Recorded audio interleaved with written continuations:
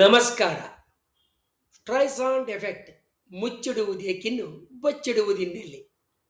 ಅಂತರ್ಜಾಲದ ಯುಗದಲ್ಲಿ ಮಾಹಿತಿ ಕಾಳ್ಗಿಚ್ಚಿನಂತೆ ಹರಡ್ತದೆ.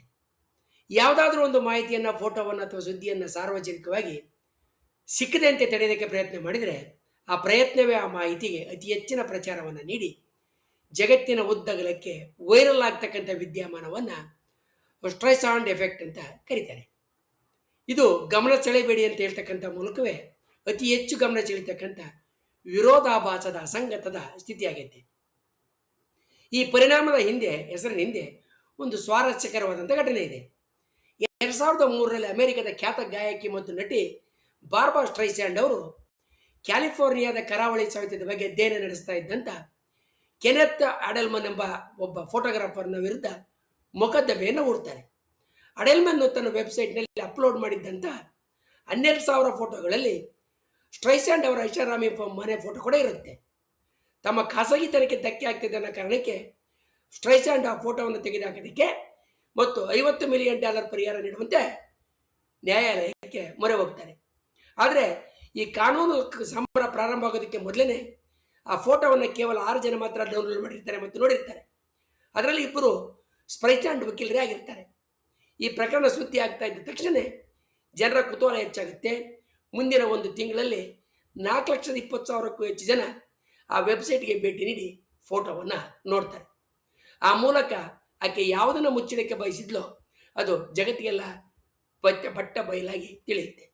ಇದನ್ನು ಮೈಕ್ ಮಸ್ತಿಕ್ ಎನ್ನಾತ 2005ರಲ್ಲಿ ಸ್ಟ್ರೈಸ್ಯಾಂಡ್ ಎಫೆಕ್ಟ್ ಅಂತ ನಾಮಕರಣವನ್ನು ಮಾಡ್ತಾನೆ. ಕುತೂಹಲದ ಹೆಚ್ಚಳ ಮನುಷ್ಯರಲ್ಲಿ ಸಾಮಾನ್ಯವಾದಂಥ ಒಂದು ಗುಣ. ಮನುಷ್ಯನ ಸಹಜ ಗುಣ ಏನಂತ ಹೇಳಿದ್ರೆ, ಯಾವುದನ್ನ ಬೇಡ ಅಂತ ಹೇಳ್ತದೋ ಅದನ್ನು ನೋಡಲೇಬೇಕಂತಕ್ಕಂಥ ಹಠ. ಸೆನ್ಸಾರ್ಶಿಪ್ ಇರೋದಕ್ಕೆ ಹೋದಷ್ಟು ಜನ ಅದನ್ನು ಹುಡುಕ್ತಾರೆ. ಸರ್ಕಾರಗಳು ಅಥವಾ ಸಂಸ್ಥೆಗಳು ಟೀಕಾತ್ಮಕ ವಿಷಯವನ್ನು ಸೆನ್ಸಾರ್ ಮಾಡೋಕ್ಕೆ ಪ್ರಯತ್ನ ಮಾಡಿದಾಗ ಅದು ಹೆಚ್ಚುವರಿ ಗಮನವನ್ನು ಸೆಳೆತಕ್ಕಂಥ ಎಲ್ಲ ಸಾಧ್ಯತೆಗಳು ಇರ್ತವೆ. ಇದಕ್ಕೆ ಜೊತೆಯಾಗಿ ನಿಷೇಧಿತ ವಿಷಯ ಅಂತಕ್ಕಂಥ ಸಾಮಾಜಿಕ ಟ್ಯಾಗ್ ಕೂಡ ಕುತೂಹಲವನ್ನು ಹೆಚ್ಚು ಮಾಡುತ್ತೆ. ನಿಷೇಧಿತ ಪುಸ್ತಕಗಳು, ಅಳಿಸಲಾದಂಥ ವಿಡಿಯೋಗಳು ಮತ್ತು ತೆಗೆದುಹಾಕಿದಂಥ ಲೇಖನಗಳು ಇವೆಲ್ಲವುಗಳು ಜನರಲ್ಲಿ ಅದರೊಳಗಡೆ ಏನಿದೆ, ಅದರಲ್ಲಿ ಏನು ಬರೆಯಲಾಗಿದೆ, ಅದರೊಳಗಡೆ ಏನು ತಿಳ್ಕೊಳ್ಬೇಕಂತ ಕುತೂಹಲವನ್ನು ಮತ್ತು ಪ್ರಶ್ನೆಯನ್ನು ಹುಟ್ಟಾಕ್ತವೆ.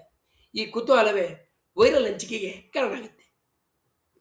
ಡಿಜಿಟಲ್ ಹೆಜ್ಜೆ ಗುರುತು ಅಂತರ್ಜಾಲದಲ್ಲಿ ಬಹಳ ಮುಖ್ಯವಾದಂಥ ಒಂದು ಗುಣ. ಅಂತರ್ಜಾಲದಲ್ಲಿ ಒಮ್ಮೆ ಹರಡಿದ ಮಾಹಿತಿಯನ್ನು ಸಂಪೂರ್ಣವಾಗಿ ಅಳಿಸೋದಕ್ಕೆ ಅಸಾಧ್ಯ. ಒಬ್ಬರು ಅದನ್ನು ಅಳಿಸಿದ್ರು ಕೂಡ 100 ಜನ ಅದರ ಸ್ಕ್ರೀನ್ ಶಾಟ್ಗಳನ್ನ ಅಥವಾ ಕಾಪಿಗಳನ್ನ ಇಟ್ಕೊಂಡಿರ್ತಾರೆ. ಅಧಿಕಾರ ಮತ್ತು ಸಾರ್ವಜನಿಕ ಸಂಘರ್ಷ ಇದರ ಇನ್ನೊಂದು ಮುಖ.